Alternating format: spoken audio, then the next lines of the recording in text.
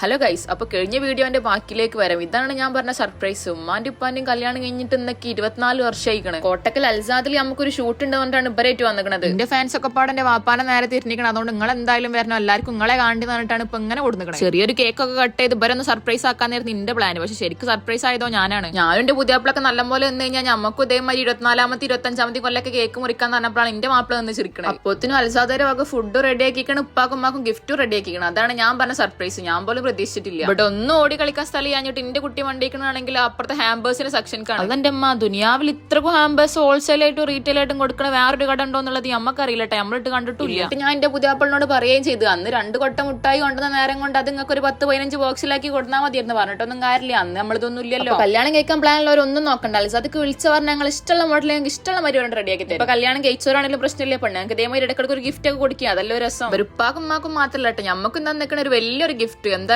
നമ്മളും ഹാപ്പി ആയിക്കണം, എന്റെ പെരക്കാരും ഹാപ്പി ആയിക്കണം. എന്തായാലും ഇന്നൊക്കെയുള്ള തയ്ക്കണം. അൽഹംദുലില്ലാഹ് റാഹത്ത്. ബാക്കി നാളെ നോക്കാം.